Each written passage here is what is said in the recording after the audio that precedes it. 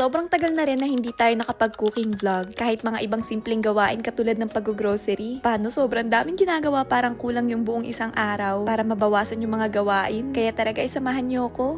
Hi guys, kung nakikita nyo, pambabae yung outfit natin ngayon. Kaya pinartneran ko ng pang-girly din na Kira Kira & Co. Sobrang ganda ng piece na to kapag mahilig kayo sa mga outfit na talagang pang-kikay at girly. Nako guys, bagay na bagay to sa inyo. Lavender Wish nga pala yung collection na to. Pagkatapos mag-outfit check, nagsimula na rin ako na magluto. Grabe guys, sobrang namiss ko yung pagluluto. Alam nyo ba, nalagpas isang buwan din ata na hindi ako nakapagluto dito sa apartment. Ang nangyayari sa amin lagi, either si Jonathan yung magluluto or bibili na lang kami sa supermarket or convenience store. As in, ganun ka-busy ang ate nyo. Pero ayoko naman habang buhay na ganun ka-busy. Kaya unti-unti, pinag-aaralan ko na talagang one at a time lang. Kasi sa sobrang daming ginagawa, napupunta na rin talaga ako sa punto ng buhay na talagang nangangarag. Kulang na kulang yung buong isang araw para matapos ko yung mga kailangan kong gawin. Lalo na nung nilunch ko si Kira Kira & Co. Grabe yung pagtanggap nyo guys at pagtangkilik. Sobrang maraming salamat ha. Parang sa lahat ng mga ginagawa ko, paborito ko talaga ay ang pag-asikaso kay Kira Kira & Co. Lalo tuwing nagpapak ako ng orders nyo, hanggang sa maipadala ko ang sarap-sarap sa pakiramdam. Kasi parang baby ko din talaga yung Kira Kira & Co na brand. Tapos, lalong nagpapasarap sa pakiramdam, yung mga positive feedback nyo. May mga pieces na nga na out of stock, kaya kailangan na natin mag-restock dito sa Japan. Sobrang limited lang idinala ko dito sa Japan. Kasi noon parang trial lang yung market ko dito sa Japan. Pero nung nakita ko nga na mas marami yung orders dito, nako guys, agad-agad, alam nyo ba kahapon, inasikaso namin ni Jonathan lahat ng papel, certificate, tax, para talaga legally ma-operate si Kira Kira & Co. At makapag-stock ako ng marami. Kaya sa mga tumatangkilik, nako guys, maraming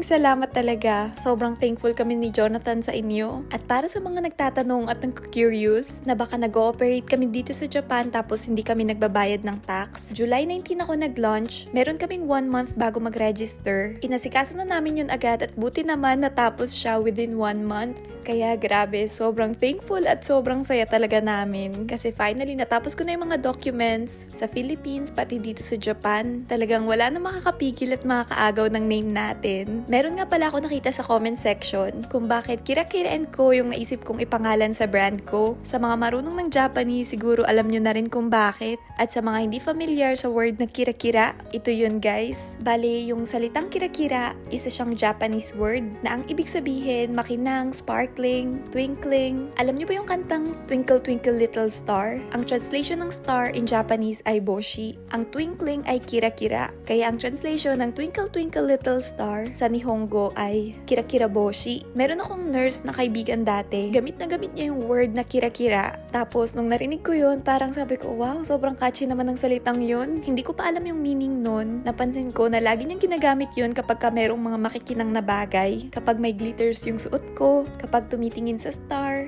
kapag merong jewelry na makinang. As in, lagi niya yun ginagamit kaya talagang tumatak siya sa utak ko. At nung nasa part na ako ng buhay ko, na gusto ko na nga magkaroon ng sariling brand, hindi ako nahirapan maghanap ng pangalan. Kira Kira talaga ang unang pumasok sa utak ko. At alam nyo ba, hindi silver jewelry business ang unang pumasok sa utak ko na ibi-business. Hindi ko na sasabihin kung ano, kasi malay nyo mangyari pa rin siya, 'di ba? Pero ayun nga, nung sinisimulan ko na yung first choice ko na business, nakipag-meeting na ako sa mga manufacturer dito sa Japan at sa Pilipinas. Nako guys, hirap na hirap nga yung Nihongo ko. Tapos, need ko pa i-explain kay Jonathan lahat. Binisita rin namin yung mga labs dito. Kaso, parang hindi pa talaga ito yung time para sa business na yun. Parang alam ko sa sarili ko na hindi pa ako ready. Pero, in God's perfect time, sana mangyari din siya. At sobrang happy ko rin na talagang inuna ko ang Kira Kira & Co. Silver jewelry na business. Kasi kung hindi nyo natatanong, college pa lang nagbebenta-benta na ako ng mga silver. Binibentahan ko yung mga klasiko, pati mga professors, sa mga professors ko noon na bumili sa akin. Naku, ang laki ng tulong at ambag nyo sa buhay ko noon. Paano guys, ang lalaki ng mga ino-order nila. Pero yung ngayong collection ni Kira Kira & Co, sobrang careful ako sa pagpili ng mga designs at collections. Hindi ako nahirapan sa pagpili ng pangalan na Kira Kira & Co. Pero guys, isang challenge sa akin yung pagpili ng design. Sobrang nahirapan talaga ako. Lalo na iba-iba talaga yung gusto natin. Pero nung nakikita ko yung feedback at result, kung gano'n yung nagugustuhan at tinatangkilik yung unang 10 design design na collection natin. Nako guys, dun pa lang, sobrang sarap na sa pakiramdam. Kasi kailangan ko talagang i-assess ng mabuti ko ano yung magugustuhan ng mga consumers at hindi. Ako talaga personally, mahilig ako sa mga kira-kira na jewelry, mga makikinang, yung mga talagang papansin na jewelry. Hindi ako masyado sa simple. Kayo ba guys, anong klase ng jewelry ang gusto nyo? Magbabasa ako ng comment section para alam ko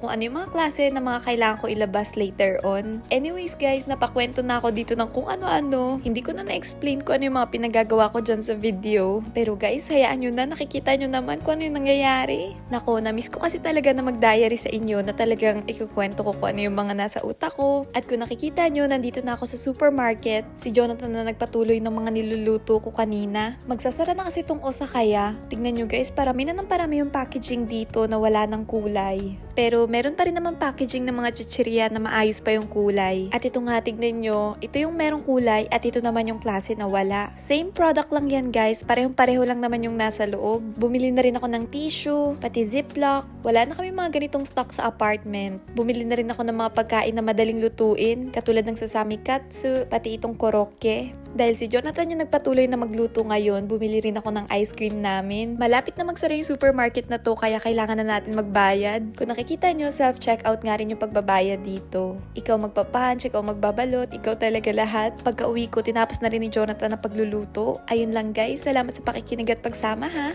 Bye!